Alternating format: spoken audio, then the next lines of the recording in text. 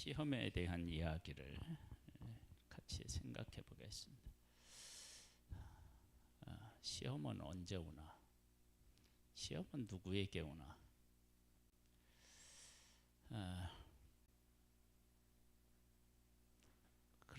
그것을 바르게 알면 시험 당하는 사람들을 보는 우리의 태도가 또 달라지겠죠.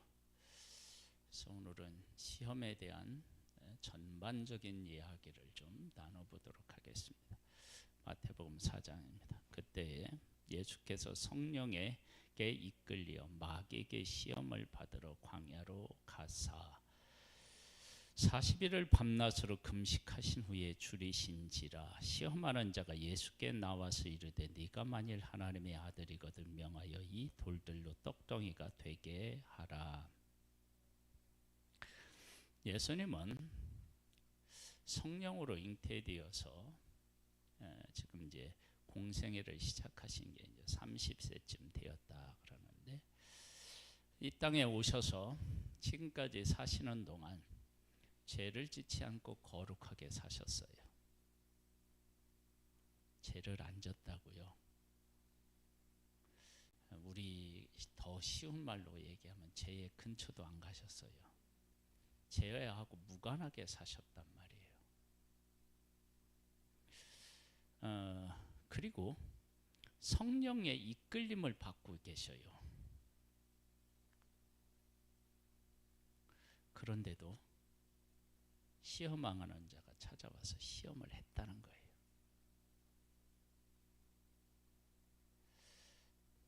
시험은 누구에게나 다 찾아올 수 있고요. 그 사람이 아무리 거룩한 삶을 산다 할지라도 시험은 찾아올 수 있습니다.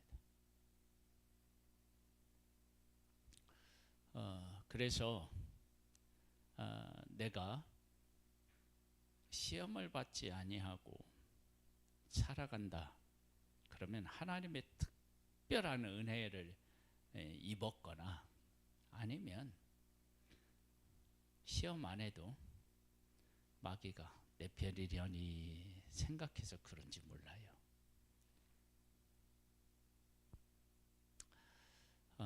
시험은 어느 때 누구에게나 올 수 있습니다. 예수님은 하나님께서 맡기신 사명을 감당하기 위해서 금식하고 기도하시면서 공생애를 지금 이제 시작하시는 거예요. 그런데 그때 시험에 와요.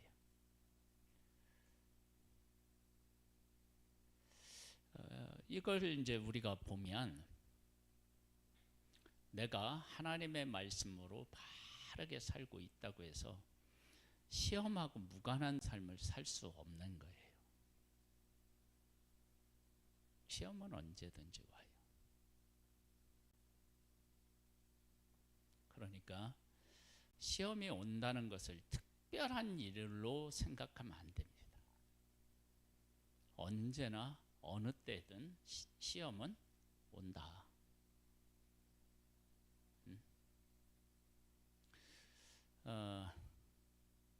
아담이 언제 시험을 받았느냐?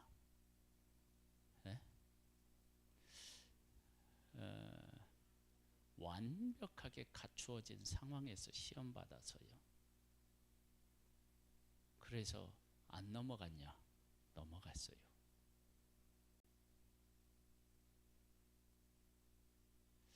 솔로몬이 성전을 지어요. 성전을 지어놓고 난 후에 이방 여인과 결혼하고 그러면서 하나님하고 멀어져요.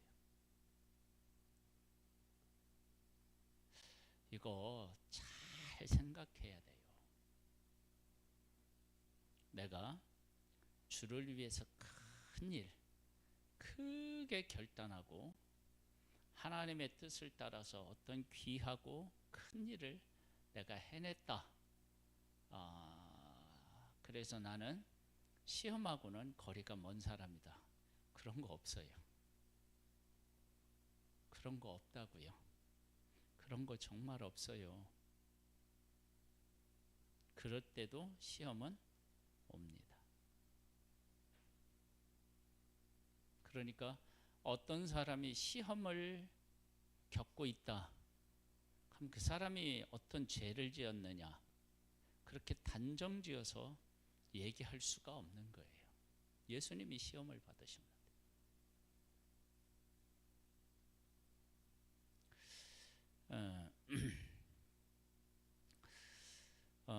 시험하는 자가 예수께 나와서 이르되 네가 만일 하나님의 아들이거든 명하여 이 돌들로 똑덩이가 되게 하라. 예수께서 대답하여 이르시되 기록되었으되 사람이 떡으로만 살 것이 아니오 하나님의 입으로부터 나오는 모든 말씀으로 살 것이라 하였느니라 하시니. 시험이 올 때 그러면 시험은 뭐 어떻게 이기느냐? 말씀으로 이긴다고 하잖아요. 그러면 그 말씀으로 이기게 하는 그건 뭐냐면 하나님이 항상 우선이고 먼저이고 중요하게 여겨져야 돼요. 그렇지 않으면 안 돼요. 그래서 여기 하나님의 입으로부터 나오는 모든 말씀으로 살 것이라 그랬는데 하나님이 말씀하신 것을 우리는 항상 기억하고 그 말씀을 따라야 한다. 하나님의 말씀. 그리고 시험이 한 번으로 끝나지 않아요. 이에 마귀가 예수를 거룩한 성으로 데려다가 성전 꼭대기에 세우고 이르되 네가 만일 하나님의 아들이거든 뛰어내리라 기록되었으되 그가 너를 위하여 그를 사자들을 명하리니 그들이 손으로 너를 받들어 발이 돌에 부딪히지 않게 하리로다 하였느니라. 예수께서 이르시되 또 기록되었으되 주 너희 하나님을 시험하지 말라 하였느니라. 우리 사람은 육과 영으로 구성이 되어 있잖아요. 육의 양식이 필요해요. 그러나 육의 양식으로만 살 수 없어요.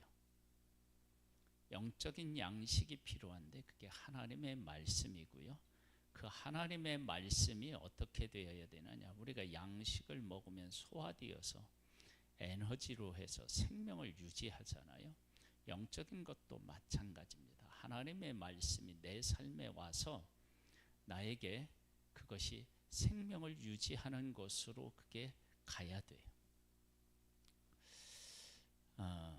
그리고 하나님을 시험하지 말래요. 하나님이 정말로 나한테 해 주실까? 이런 거 그냥 믿으면 돼요. 하나님이 하시겠다고 한 일들은 반드시 하시고 지키시는 분이셔요. 마귀가 또 그를 데리고 지극히 높은 산으로 가서 천하 만국과 그 영광을 보여 이르되 네가 만일 엎드려 만일 내게 엎드려 경배하면 이 모든 것을 네게 주리라. 이에 예수께서 말씀하시되 사탄아 물러가라.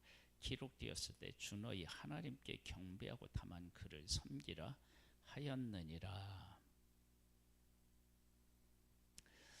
자신에게 경배하래요. 처음에는 누구를요? 자기 자신을, 나를. 저 보세요. 처음에는 떡으로 뭐냐면은 떡덩이가 되게 하라. 그래서 예수님이 금식하신 후에 줄이셨으니까 떡이 필요하죠. 그렇죠? 그 다음에는 내가 하나님 앞에 기도했으니까 하나님께서 나의 기도를 어떻게 해요? 훨씬 더 잘 들어주실 거 아니에요. 그러니까 어떻게 돼요? 하나님이 정말 잘 들어주시나 뛰어내려서 확인해 보는 거예요. 그 다음에는 이제 뭐라고 얘기하느냐면요, 경배하라는 거예요. 그때 예수님은 사탄아 물러가라 기록되었을 때 주 너의 하나님께 경배하고 다만 그를 섬기라. 여러분 기도 금식을 하든 무엇을 하든요, 우리가 그 일을 하고 항상 그 남고 중요하게 생각되어져야 하는 게 뭐냐 그러면은요, 하나님이어야 돼. 하나님. 에어컨 꺼도 되겠죠?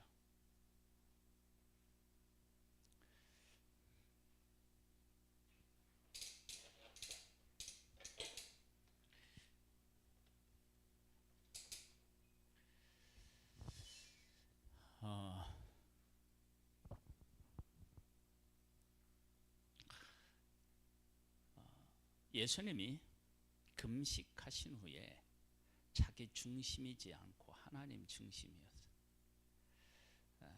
이게 얼마나 중요한 일인지 알죠? 여러분 우리가 큰 일을 해내거나 중요한 일을 해내면 누구 중심이에요? 나 중심이 돼요. 누가 나를 이렇게 했는데 안 알아주나? 안 알아주면 어떻게 돼요? 삐죠. 그건 뭐냐면 일을 해놓고 그 일을 해놓은 내 중심으로 바뀌는 거예요. 여러분 이게 엄청나게 위험한 함정입니다. 내가 설교를 잘했는데 성도들이 은혜를 받지 못하면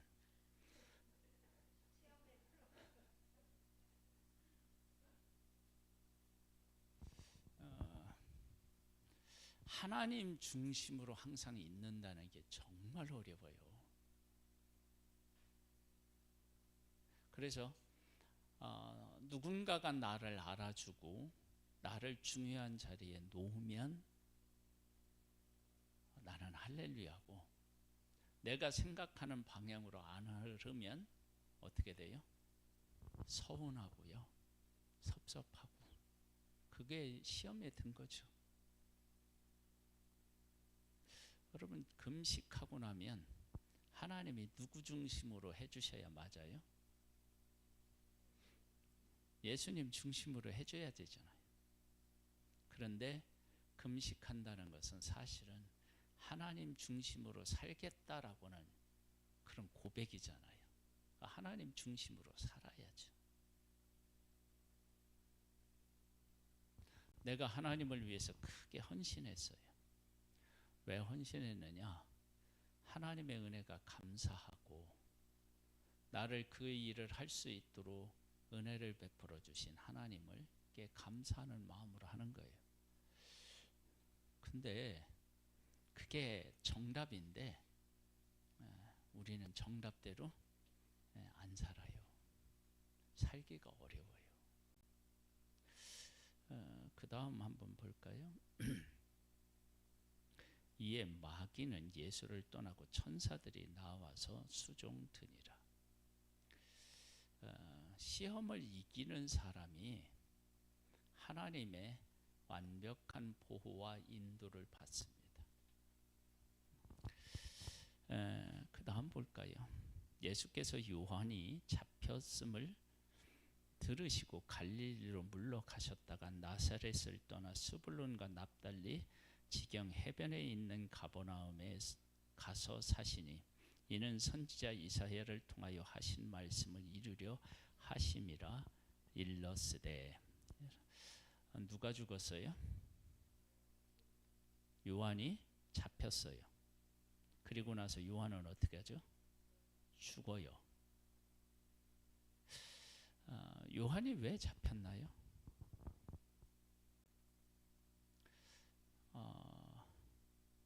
잘못을 지적해서 그렇죠. 그렇죠?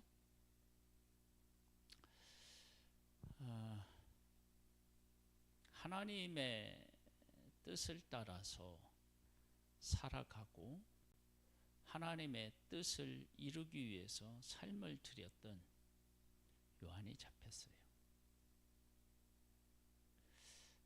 그럼 우리는 보통 어떤 생각이 들어요? 나도 지금 이렇게 하나님의 뜻을 따라가다가 나도 이거 이제 문제가 생기겠구나. 그럴 수 있는데 그 이야기를 듣고 예수님이 어떻게 하느냐? 하나님의 뜻이 있는 곳을 향해 나아가요. 그쪽으로 나아가면 어떻게 돼요? 이제 예수님이 어디를 향하여 가고 있느냐? 십자가를 향하여 가고 있는 거예요. 여러분, 금식이라는 게 뭐냐? 그러면 하나님의 뜻을 깨달아 알고 그 뜻을 향하여 나아갈 수 있는 힘을 얻고, 그리고 그렇게 그 길을 가는 거예요. 바른 금식이 그런 거죠. 그 다음에 또 볼까요? 갈릴리 해변에 이때로부터 예수께서 어디까지 읽었죠? 스불론 땅과 납달리 땅과 요단강 저편 해변 길과 이방의 갈릴리여, 흑암에 앉은 백성이 큰 빛을 보았고 사망의 땅과 그늘에 앉은 자들에게 빛이 비치었도다 하였느니라. 예수님이 가서 사시니까 어둠에 있는 사람들이 빛을 보는 것입니다. 우리가 사명의 자리에 가 있으면요, 이런 일들이 생겨요. 사명의 자리에 가면. 제가 예배 드리기 전에 분당 우리 교회 성가대 찬양을 들었어요. 찬양을 들었는데 그 찬양을 듣다가 울었어. 왜 그랬느냐? 권우중이라는 탤런트가 있죠. 그 아들이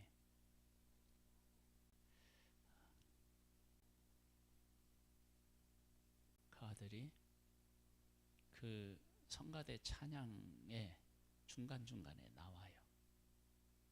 찬양을 하는 거예요. 내일 올릴게요.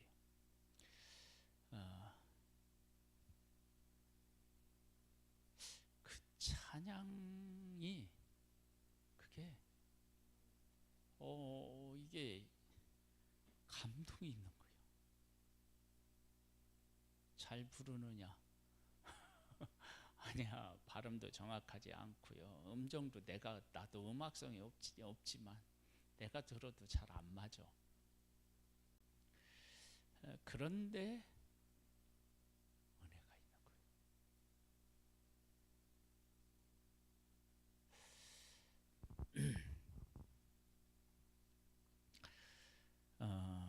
하나님께서 우리에게 있어야 할 자리, 해야 할 일, 이걸 하면 사람에게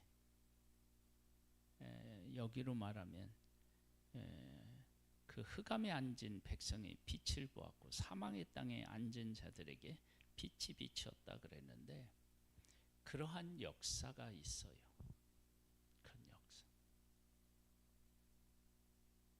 그래서 우리는 우리의 삶을 잘 돌아보고 하나님이 나에게 무엇을 요구하시는지를 잘 깨달아 알고 그 일을 잘 감당하고 그 자리에 서서 그 일을 잘 감당하는 것이 얼마나 중요한 일인지 몰라요.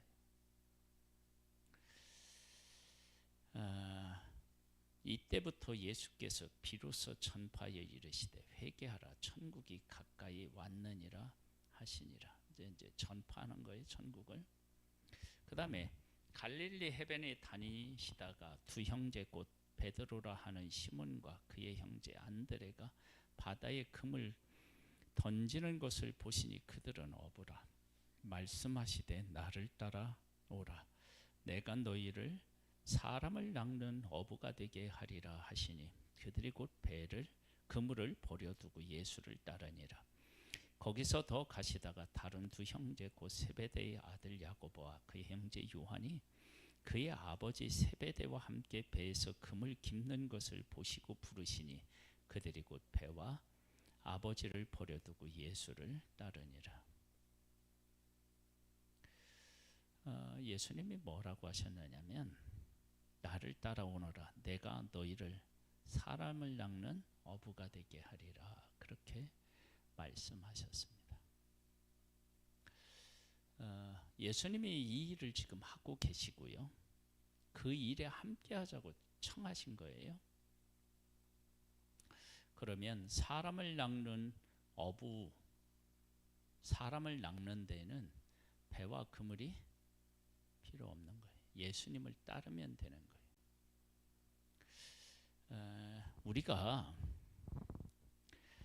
하나님께서 나를 불러서 무엇을 하도록 하셨는지를 바르게 깨달아 알면 버리고 취해야 될 게 분명해집니다. 고기 잡으려면 뭐가 필요해요? 배와 그물이 필요해요. 사람을 낚는 어부에는 배와 그물이 필요치 않아요. 누가 필요하냐? 예수 그리스도가 필요한 거예요.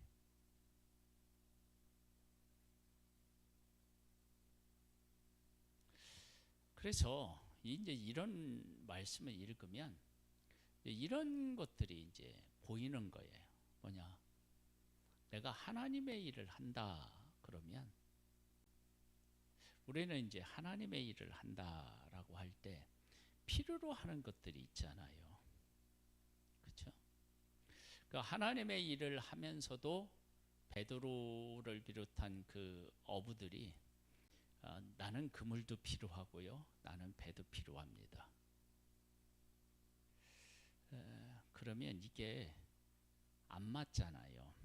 사람을 낚는 일에는 그게 안 맞잖아요. 그런데 우리가 많은 경우요. 하나님의 일을 할 때 이것이 있어야 되고 저것이 있어야 된다고 생각하는 거예요. 조금 전에 그 특별 찬양을 했다고 하는 그 권오중 그 아들 성가대를 하려면 1차적으로 뭐가 있어야 되느냐? 발음도 정확해야 되고 음정 박자도 좀 정확해야 돼요. 안 그런 곳에서 안 그런 그렇지 않은데도 성가대 할 수 있어요. 그런데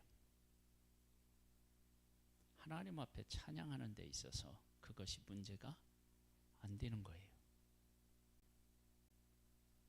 네? 하나님을 찬양하는데 그 문제가 안 되는 거예요. 경연대회 가서 그러면 어떻게 되죠? 아니 사람에게 저런데도 도전을 한다. 그런 의미를 찾을 수는 있지만 그건 아니지. 그러면 이런 문제를 놓고 우리가 잘 생각해 봐야 돼요. 내가 하나님의 일을 한다고 하면 하려고 하고 하나님의 일을 하겠다고 우리가 하면서 우리는 항상 뭘 생각해요? 이게 필요한데 그리고 버려야 될 것을 취해 그리고 그걸 가지고 가. 그러면 이제 문제가 어디에 있느냐? 하나님의 뜻에 관심이 없어져요. 그게 분산되든지 그리고 진정한 목적을 향하여 나아가지를 못해요. 그런데 많은 경우는 우리가 이러할 때 어떻게 하느냐 그러면 필요하다는 거예요.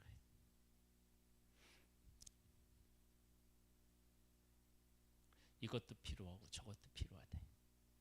그런데 어떻게 생각하면 하나님의 일을 하는데 사람을 낚는 어부가 되는 데는 그물하고 배가 필요가 없어요. 그걸 버려두는 거예요. 그래서 내가 하나님 앞에서 무엇을 위해서 부름을 받았고 내 인생을 하나님이 어떻게 받기를 원하시는지를 깨달아 알면 버리고 취하는 것이 훨씬 쉬워져요. 그래서 우리가 그걸 알아야 돼. 그 다음에요. 예수께서 온 갈릴리에 두루 다니사 그들의 회당에서 가르치시며 천국 복음을 전파하시며 백성 중에 모든 병과 약한 것을 고치시니라. 예수님의 3대 사역이에요. 가르치시고 전파하시고 고치시는 일. 그의 소문이 온 수리아에 퍼진지라. 그들이 모든 앓는 자 곧 각종 병에 걸려서 고통당하는 자, 귀신 들린 자, 간질하는 자, 중풍병자를 데려오니 그들을 고치시더라. 갈릴리와 데가볼리와 예루살렘과 유대와 요단강 건너편에서 수많은 무리가 따르니라. 여러분 잘 한번 생각해 보세요. 병자를 고치는 일을 누가 시작했죠? 예수님이 시작했죠. 그래서 수많은 사람이 예수님에게 왔어요. 그때 예수님은 그 많은 사람들을 고치셨어요. 여러분 이게 정말 중요합니다.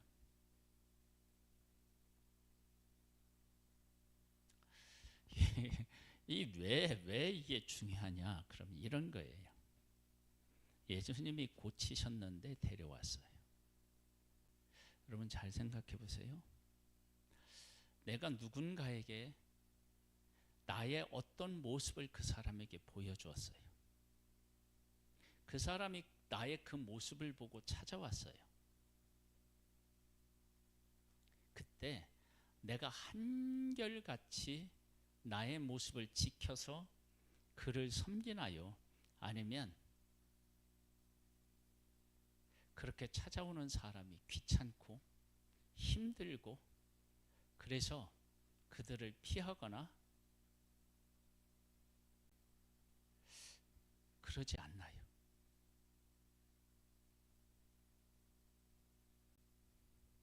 여러분 병자들이 온다라고 하는 것은요 감당하기가 쉽지 않은 거예요. 중풍병자가 왔다고 해봐요. 몸을 제대로 가누지를 못해요.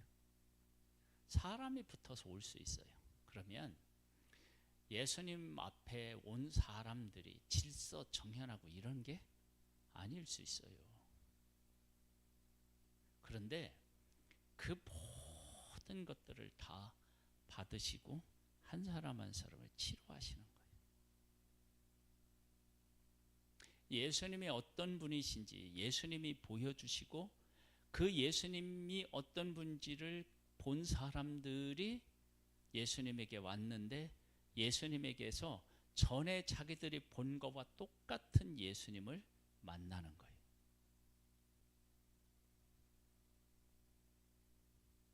우리는 이런 일이 있을 때 한계를 느끼잖아요.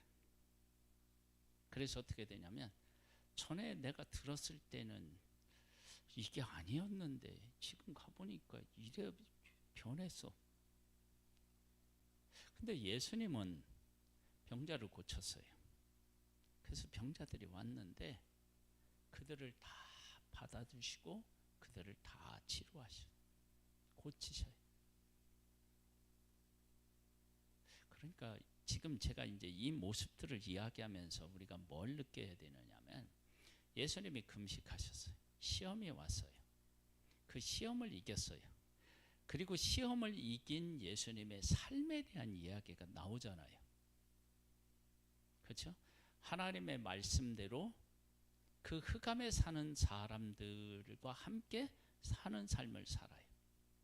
하나님의 일을 해야 할 사람들을 불러요. 그리고 자기에게 맡겨진 사명, 가르치고 전파하고 고치는 사역을 해요. 하는데 한결같이 해요.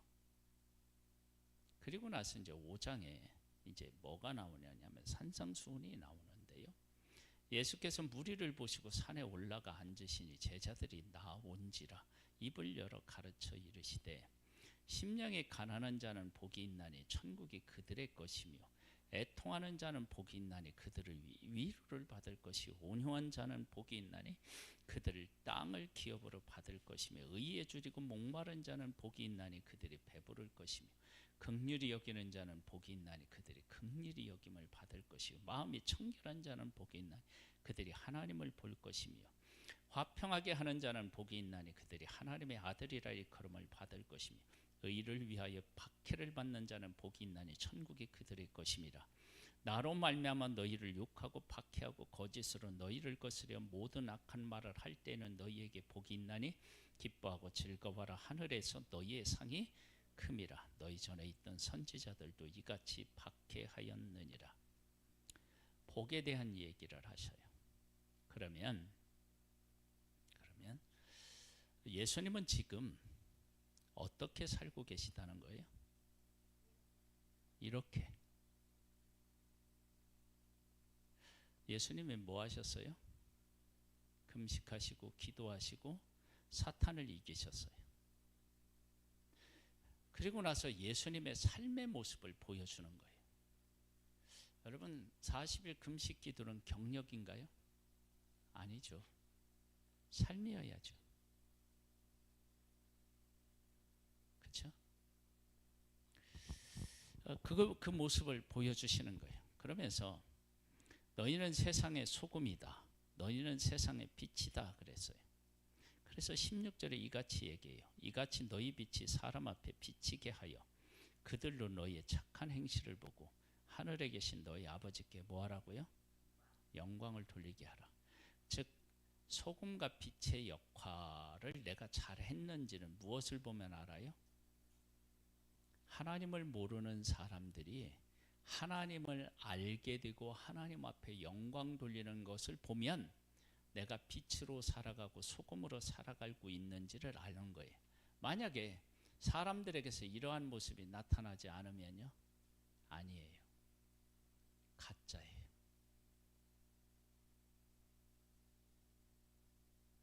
지금 우리들의 모습은 하나님 앞에 내가 금식했어, 기도했어, 사탄을 물리쳤어. 그러면서 우리 가운데 이루어지는 어떤 일이 이루어질 때 무엇이 이루어지기를 바랄까요? 아까 얘기했죠. 나 중심이 된다고. 근데 지금 여기에 보니까 누구 중심이에요? 이웃과 하나님 중심이잖아요. 이방인들로 하여금 누구를 만나게 해요? 하나님을 만나고 하나님 앞에 영광을 돌리게 해요. 그러니까 우리가 하나님의 뜻을 따라서 무엇을 한다, 했다라고 할 때 우리에게서 나타나는 중요한 그 결정체가 뭐 해야 되느냐면 사람이고 하나님인 거예요. 그러니까 이방인들이 하나님 앞에 영광을 돌리게 하는 일이에요. 그게 되면 내가 하나님 앞에서 바르게 금식하고 바르게 살고 있는 거예요.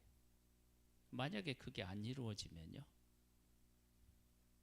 내 건 어디엔가 문제가 있는 거예요. 그 다음에 이제요, 내가 율법이나 선지자를 폐하러 온 줄로 생각하지 말라. 폐하러 온 것이 아니요 완전하게 하려 함이라. 완전하게 한다는 게 무슨 의미냐?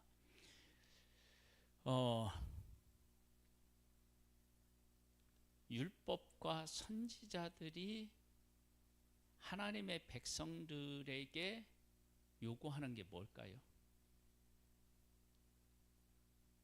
율법을 요약하면 뭐예요? 하나님을 사랑하고 이웃을 사랑하는 거예요.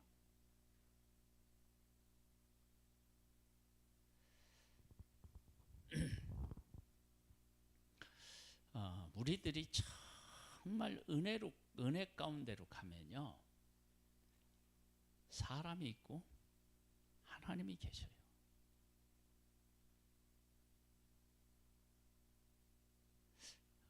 그리고 그 사람이 성경에서 얘기하는 그 사람이 누구냐?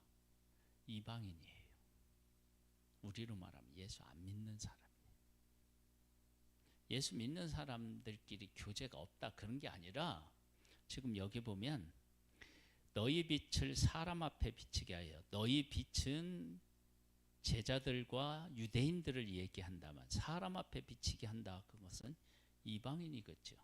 제자들이 아닌 아직도 복음을 알지 못하는 사람들이겠죠. 그들에게 비춰서 그들이 하나님께 영광을 돌리게 하라. 이런 거예요.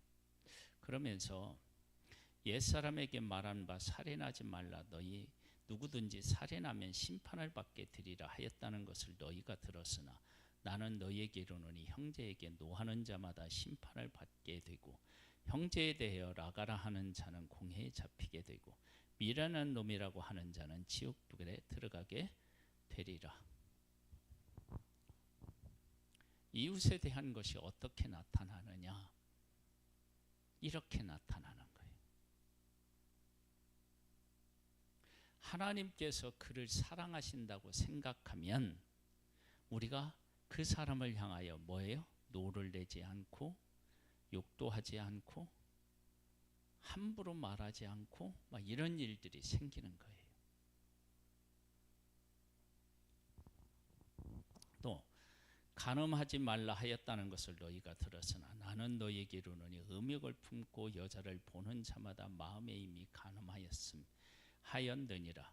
만일 네 오른 눈이 너를 실족하게 하거든 빼어내버리라.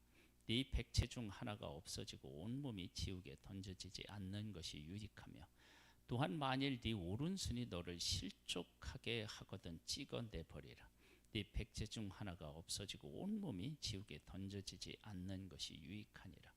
또 일러스되 누구든지 아내를 버리려거든 이혼 증서를 줄 것이라 하였으나 나는 너희에게 이르노니 누구든지 음행한 이유 없이 아내를 버리면 이는 그로 간음하게 함이요 또 누구든지 버림받은 여자에게 장가드는 자도 간음함이니라. 사실은 이러한 내용들이 어디에 포함되어 있는 내용이냐 그러면 17절에 보면 내가 율법이나 선지자를 폐하러 온 줄로 생각하지 말라. 폐하러 온 것이 아니라 완전하게 하려 함이라.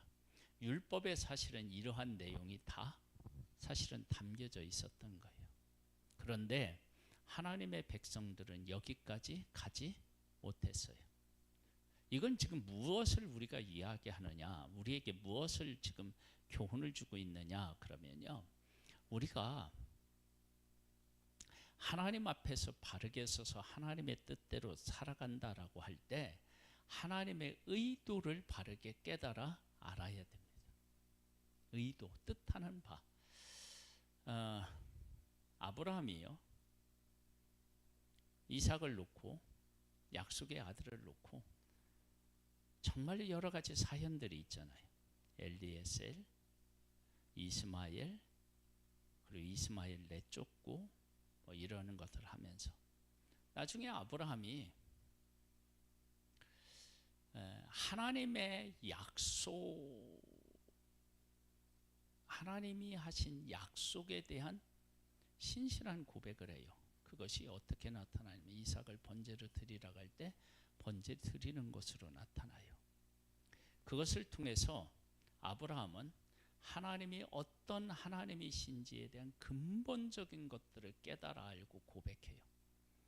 그 전에는 하나님이 어떤 하나님이신지를 잘 몰랐어요. 그래서 아내를 누이라고 속인 것이 2번이나 있었어요. 첫 번째는 이해한다고 해도 그 다음에 또 하는 건 이해가 안 되는데 왜 그러느냐? 여러분, 우리가 반복적으로 어떤 잘못을 저지른다는 것은요, 하나님이 어떤 하나님이신지에 대한 바른 이해가 없기 때문입니다. 그리고 그 하나님의 그 의도와 뜻을 바르게 깨달아 알면 어떻게 되느냐? 여기서 제시하는 이러한 기준들 있죠. 이 기준들이 어렵고 힘든 것 같은데 고린도전서 13장을 보면 어떻게 나오냐면 사랑하면 그 안에 다 들어있어요. 사랑은 무례히 행치 아니하고 악한 것을 생각하지 아니하고 불의를 기뻐하지 아니하고 진리와 함께 기뻐하고 모든 것을 참고 모든 것을 믿고 모든 것을 어떻게 해요? 견디는 거예요. 그러면 그 진정한 아가페적인 사랑은 어디로부터 오느냐면 하나님으로부터 오는 거예요. 그 지금 예수님 금식하신 예수님의 그 삶을 우리가 한번 이제 이렇게 생각해봐요. 금식해서요. 시험은요 거룩하게 산다고 해서 안 오는 게 아니에요. 예수님은 온전히 거룩하셨는데 왔어요. 물론 그분이 우리의 죄를 짊어지시기 위해서 오셨기 때문에 우리가 당하는 것을 당한다고 할 수 있어요. 예수님은 죄를 짓지 않는 시험에 왔어요.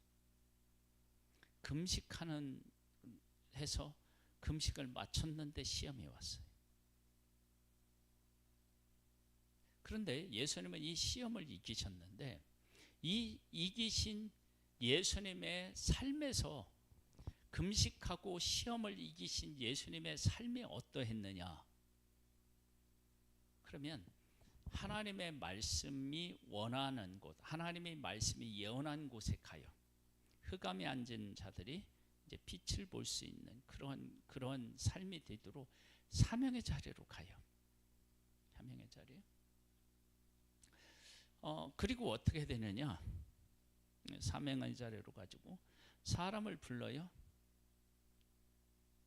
근데 부르는데 사람을 낚는 어부로 불러요. 그리고 예수님이 먼저 사람에게 다가가서 가르치시고 전파하시고 고치셔요.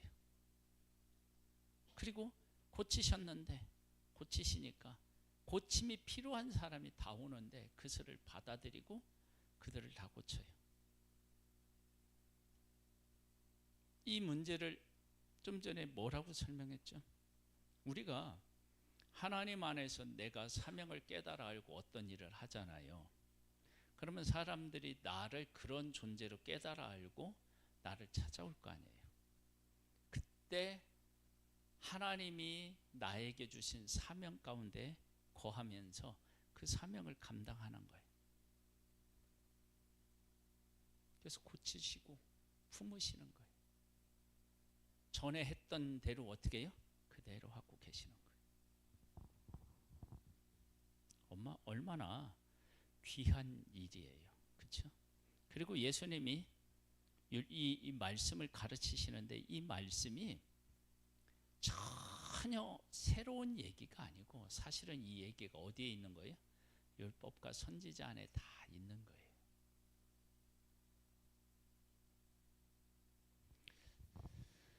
그 안에 있는 것들을 예수님이 하나님이 원하셨던 율법 안에 담겨져서 우리에게 요구하셨던 것들을 다 어떻게 해요? 그 본질적인 것들을 드러내서 실천해서 우리에게 보여주신 거예요. 우리가 하나님과 함께 살면서 어떤 일을 했다. 그러면 그 일을 한 나에게 주목하는 게 아니라요. 하나님이 원하시는 본질적인 것들을 끊임없이 내 안에 간직하고 있고 그것을 추구하며 살아가는 삶. 이게 이제 금식하며 살아가는 사람의 삶의 모습인 거예요.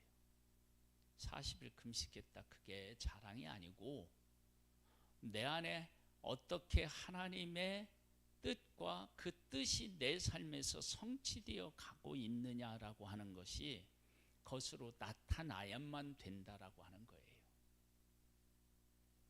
그것이 하나님의 일을 하고 하나님의 뜻을 추구하고 있다는 나를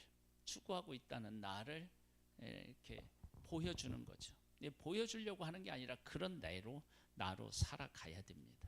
그러면서 맹세하지 말라는 얘기가 또 나와요. 그리고 악한 자를 대적하지 말라는 얘기도 나오고 원수를 사랑하라는 얘기도 나오는데 이 모든 것들이 사실은 율법을 깊이 이해하고 나면 알게 돼요. 이걸 어떻게 아느냐? 그러면 율법이 있는 것들을 다 이렇게 그대로 실천하려면 돌을 들어서 상대방을 향하여 던져야 되는데, 그런데 무엇을 통해서 알게 되느냐? 이스라엘 백성들이 제사를 통해서 알게 돼요. 그리고 삶에서는 무엇을 통해 알게 되냐? 부정해진 자가 정결하게 되는 길이 있어요. 방법이 있어요. 한번 잘 생각해 보세요. 내가 잘못했어요. 그러면 잘못한 나를 향하여 하나님이 돌을 던져서 내가 죽어야 돼요. 그런데 분명히 부정해졌는데 정결해져요. 그 길이 있어요. 그러면 부정한 나를 하나님이 정결하게 하셔서 함께 하시겠다는 거 아니에요. 죄인인 내가 제사를 통해서 하나님 앞에 나아갈 수 있다는 거 아니야. 그러니까 하나님의 백성들이 율법이라고 하는 것들을 가지고 사람들에게 막 돌을 던지는데, 왜 돌을 던지느냐? 그러면 하나님께서 그 백성들에게 그 율법 가운데 말씀하신 이 정결해지는 것, 죄를 씻는 것, 이 의미에 대하여 제대로 모른 거예요. 그러니까 하나님 앞에서 내가 어떤 죄인이고 그런 죄인인 나를 하나님이 어떻게 받으셨는지에 대해서 제대로 깨달아 알지를 못한 거예요. 그러니까 어떻게 되느냐면 율법이 얘기한 대로 어떻게 해요? 돌을 들어 사람에게 던지는 거죠. 예수님이 간음 중에 잡힌 여인을 왔잖아요. 죄 없는 자가 돌로 치라고 하니까 다 돌을 놓고 갔어요. 그게 이제 무엇을 의미하느냐면, 죄인인 우리를 하나님은 이미 받으시고 용서해 주셨어. 그러니까 우리가 그런 마음들을 제대로 깨달아 알지 못했던 거예요. 그래서 지금 여기에 이 내용들은 이스라엘 백성들이 처음 들어보는 것 같은데 사실은 처음 들어보는 것이 아니라 이미 구약에 그 정결해지는 그러한 방법이라든지 하나님 앞에 제사 드리는 것을 하나님과 관계가 회복되는 그런 것들을 통해서 이미 하나님은 말씀하셨던 거예요. 그래서 그러한 것들을 하나님의 뜻을 바르게 깨달아 알고 그 가운데 살고 있는 예수님이 이 땅에 오셔서 하나님이 정말로 하나님의 백성들에게 요구하셨던 삶의 모습을 예수님이 지금 어떻게 해요? 보여주고 계시는 거예요. 이러한 모습이 누구에게서 사실 나타나야 되느냐? 하나님의 백성들, 하나님의 사람들에게서 나타났어야 되는 거예요. 그런데 하나님의 백성들은 무엇을 배우고 무엇을 실천했느냐? 돌을 들어서 상대방을 향하여 던지는 것, 그걸 배운 거예요. 그래서 우리 이제 복음서를 보면서 우리가 깨달아 하는 게 뭐냐면, 서기관과 바리새인들이 끊임없이 뭐예요? 문제를 제기해요. 하나님의 율법에는 저런 사람을 막 돌로 치라고 했는데 주님은 어떻게 하시겠습니까? 뭐 이렇게 나오는 거예요.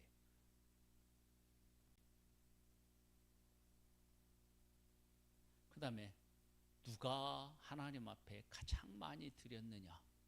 그때 보통의 경우는 어떻게 해요? 많이 드린 사람이 많이 드린 건데 생활비 전부를 드린 사람이 가장 많이 드렸다. 그러니까 지금 하나님의 백성들의 기준은 뭐였느냐? 많이 드리는 것. 근데 지금 여기 이 산상수훈을 보면 하나님이 원하시는 삶이 무엇인지에 대한 것들이 나타나잖아요.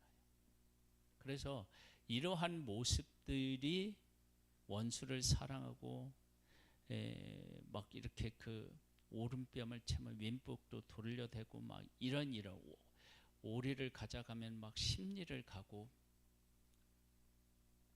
원수를 사랑하고 핍박하는 자를 위해서 기도하고 이런 모습이 어디에 나타났었던 모습이냐면 하나님이 그 백성들을 대하실 때 이렇게 하나님이 다 대하셨던 거예요. 근데 그러한 하나님을 제대로 못 만났는데 하나님이신 예수님이 이 땅에 오셔서 내가 너희들에게 이런 은혜를 베풀었고 너희들에게 이것을 지금 요구하고 있다고 보여주시는 거예요.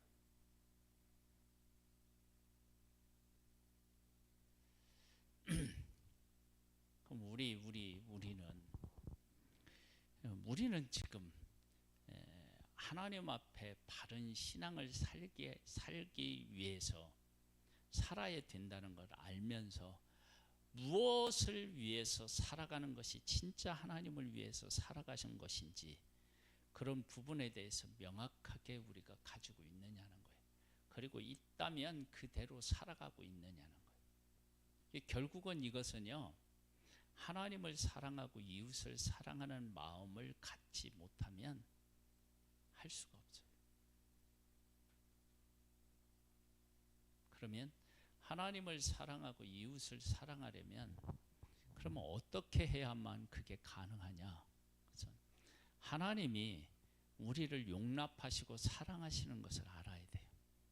부정해졌는데 정결하게 되는 길을 하나님이 알려주셨고, 그렇게 하면 어떻게 되냐? 부정했던 자가 어떻게 해요? 정결해져요. 죄를 지은 사람이 하나님 앞에서 말씀하신 제사를 드리면 하나님이 거룩하게 해요. 근데 거룩하게 하는데 대속죄일에 대제사장이 온 백성의 죄를 짊어지고 지성소에 들어가서 온 백성이 속죄함을 받잖아요. 1년에 한 번 그렇게 하잖아요. 그러면 하나님께서는 이런 죄를 지은 사람 저런 죄를 지은 그 하나님의 백성들을 다 받아들이고 어떻게 해요? 용서하셨다는 거예요. 그러니 하나님의 사랑의 크기는 얼마나 이게 크고 온전한지를 우리가 보여주는 거예요. 이제 그런 것들을 깨닫고 나면 하나님이 저 사람도 용납하고 용서해 주셨다라고 하는 것을 깨닫고 나면 그러면 어떻게 되느냐? 우리가 그 일을 조금씩 알아가고 그것을 실천할 수 있게 돼요. 1만 달란트 빚진 자 100데나리온. 그렇죠? 내가 얼마만큼 탕감받았는지에 대한 것을 제대로 인식하지 못하면, 그리고 주인이 왜 나를 탕감해 주었는지 그 마음을 헤아리지 못하면 어떻게 해요? 100데나리온 빚진 자를 붙잡고 갚으라고 못 갚으면 어떻게 해요? 오개카두는 거예요.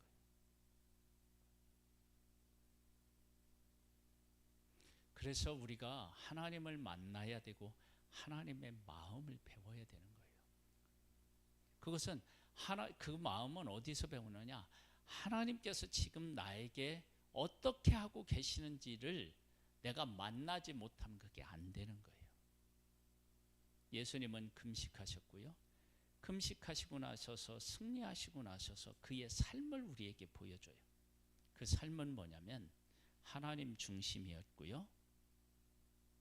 그리고 하나님께서 원하신 그 뜻이 무엇인지를 분명히 그 사시고 그것을 사람들에게 보여주었어요. 이렇게 하고 났을 때 사람들의 반응이 어떠했느냐 그러면은요,